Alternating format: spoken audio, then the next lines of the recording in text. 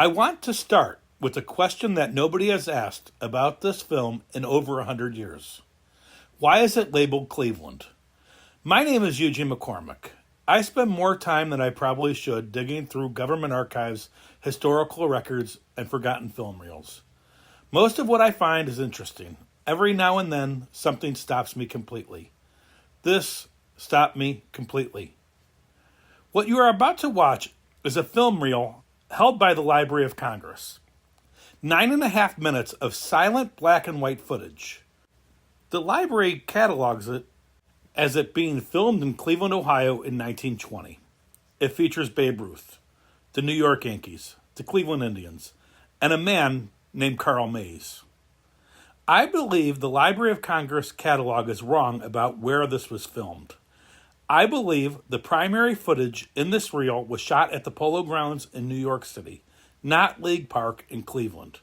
And I believe the reason it was mislabeled may be one of the most remarkable acts of deliberate misdirection in the entire history of American sports media. I want to show you the evidence, and I want to tell you the full story, because without it, you are just watching old baseball footage. With it, you are watching one of the most significant and haunting documents in the history of the game. Let's start with the most obvious question, the one that should have been asked a long time ago. Why would you film this in Cleveland? Think about what this reel actually is. A commercial showcase film using cutting-edge slow-motion camera technology. Technology in 1920 was extraordinarily expensive, rare, and technically demanding to operate. The American Motion Picture Corporation invested serious money to produce this. They needed a return on that investment. So where do you set up your camera? You set it up in New York City, the largest city in America, the media capital of the world, the home market for the New York Yankees, who, in 1920, have just acquired the most electrifying player the sport has ever seen, George Herman Ruth, known by many as the Babe. You film Ruth in his home stadium, in front of his home crowd, at the Polo Grounds in Upper Manhattan, where he is playing to over 1 million fans that season, the first team in Major League Baseball history to draw 1 million. You film your commercial showcase where the commercial opportunity is the greatest. You do not debut cutting-edge film technology at an away game in Cleveland, no matter how passionate the Indians fans are to document the visiting team's star player. That makes no commercial sense. It never did. And yet, for over 100 years at the Library of Congress, the catalog said Cleveland, Ohio, and nobody ever questioned it. Now look at this outfield wall. Hotel Commodore, right there, clear as day in the outfield wall behind Carl Mays as he pitches. The Hotel Commodore was a luxury Manhattan hotel that opened in 1919, directly connected to Grand Central Terminal on 42nd Street in New York City, named after Commodore Cornelius Vanderbilt, 2,000 rooms, one of the greatest hotels in America at the time. It is confirmed that the Hotel Commodore advertised at the Polo Grounds. A Cleveland hotel of the same name did not exist until 4 years later. That advertisement on the outfield wall is a Manhattan advertisement at a Manhattan stadium. It is not League Park in Cleveland. It is the Polo Grounds in New York. Now, why does the catalog say Cleveland? And why does it matter so much? Because of what happened at the Polo Grounds in 1920. And because of the man standing on that pitching mound. Carl Mays. Read that title card. Demonstrating the differences in delivery, Carl Mays, the last of the underhanded pitchers. Before I tell you what Carl Mays did in 1920, I want you to understand who he was. He threw with a submarine delivery unlike almost anyone who had ever played the game, crouching so low his knuckles sometimes scraped the dirt of the mound, releasing the ball from an angle that batters described as impossible to pick up. He was the Yankees' ace, brilliant, feared, and according to virtually everyone who played alongside him or against him, almost universally despised. He led the American League in hits batsmen repeatedly. Opposing players accused him of deliberately targeting hitters who crowded the plate. Even his own teammates found him cold, remote, and difficult. There were very few people in baseball who would say a kind word about Carl Mays. And on August 16th, 1920, at the Polo Grounds in New York, Carl Mays threw a pitch that ended a man's life. The Indians were in first place by a half game over the Yankees when they arrived at the Polo Grounds for a critical 3-game series on August 16th. The pennant race was at its absolute boiling point. Mays was on the mound pursuing his 100th career win. Ray Chapman came to bat in the 5th inning. Chapman was 29 years old, the Indian shortstop, one of the most beloved players in the game. Warm, funny, genuinely liked by opponents and teammates alike in a sport full of hard men. He was newly married. His wife was pregnant. He had told friends this would be his final season. He wanted to go home, start a family, build something beyond baseball. He never got the chance. It was a gray and overcast afternoon. The baseball had been in play long enough to get dark and scuffed. In 1920, umpires routinely kept dirty baseballs in play, a practice Chapman's death would eventually help change. Mays wound and threw. Chapman never moved. The pitch struck him on the left side of his skull with a sound so loud that Mays thought the ball had hit the bat. He fielded it and threw it to first base. Chapman's knees buckled. He collapsed at home plate. He managed to stand and with the help of teammates began walking towards the clubhouse in center field. He made it to second base before collapsing again. He died the following morning, August 17th, 1920. And the man who threw that pitch is right here, in this film, at what I believe is the same stadium where it happened. Now here is a theory that I cannot shake. A professional film crew from the American Motion Picture Corporation was at the Polo Grounds in 1920. Expensive equipment, expensive film stock, a paid commercial assignment. The August 16th Indians-Yankee games was one of the most anticipated matchups of the entire season. 2 games a half a game apart at the peak of a pennant race. Carl Mays, the Yankees ace, on the mound. Was the film crew there that day? Was this footage, Carl Mays demonstrating the exact submarine delivery you are watching right now, filmed on the day he killed Ray Chapman?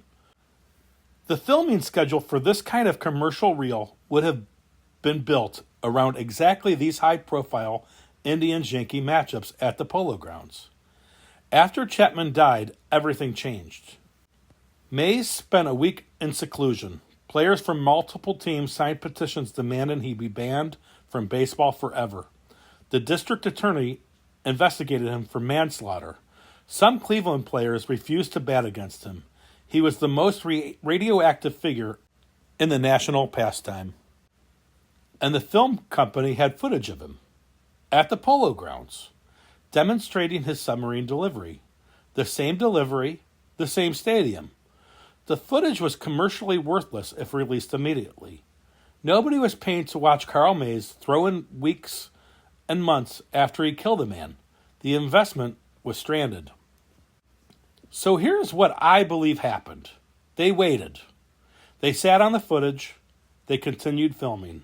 And I believe some of the footage in this reel showing League Park and the crowd's scenes outside the stadium was filmed the following season in 1921 when the Yankees visited Cleveland, assembled later to give the reel broader appeal showing both cities.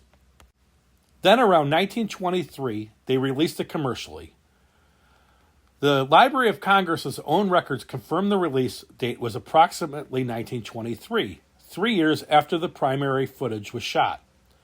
And when they released it, they labeled the whole thing as Cleveland, Ohio. Not New York, not the Polo Grounds, Cleveland. The one city that would draw the least attention to what happened at that stadium on August 20th. Whether that was deliberate misdirection to protect the commercial value value of the footage or simply careless labeling by a company that had assembled footage from multiple locations, I cannot say with certainty. But what I can say is this. The Hotel Commodore advertisement does not lie. This footage is from New York, and the Library of Congress has had it tagged incorrectly for over 100 years. And in all that time, with baseball historians well aware this footage existed, nobody caught it. That might be the most remarkable part of this entire story.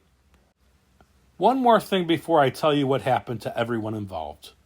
A short colorized clip from this reel has appeared on social media in recent years. It got attention. People liked it. But it was presented exactly as the Library of Congress cataloged it. Cleveland, 1920, with no questions asked and no investigation done. Nobody looked at the Commodore advertisement and asked what it was doing there. Nobody asked why a commercial film company would debut expensive slow-motion technology and the away game in Cleveland rather than the Polo Grounds in New York. Nobody asked why the film was released 3 years after it was supposedly filmed. Nobody asked why Carl Mays, the most hated man in baseball in 1920, was given such prominent placement in a commercial showcase reel released just years after he killed the man. These are not trick questions. They are obvious questions, and they have been sitting unanswered in the Library of Congress since 1923. Tonight, we are asking them. The Cleveland Indians won the 1920 World Series in October, their first championship in franchise history. They did it for Ray Chapman. Every player on the roster knew it. The players voted unanimously to give Chapman's entire World Series bonus share to his pregnant widow, Kathleen. Every penny. She never attended another baseball game for the rest of her life. Their daughter, Ray, was born February 27, 1921. She died of measles in 1929, only 8 years old. Kathleen Chapman took her own life in 1926. She was 29 years old, the same age Ray had died. Carl Mays won 27 games in 1921. He pitched until 1929. He compiled a 207 and 126 career record with an ERA and winning percentage comparable to multiple Hall of Famers. He was never elected to Cooperstown. He believed until his death that one pitch cost him the honor. When Carl Mays died on April 4, 1971, the headline on his obituary read, Carl Mays, Yankee whose pitch killed a batter in 1920, is dead. 51 years later, that was still the first sentence of his life.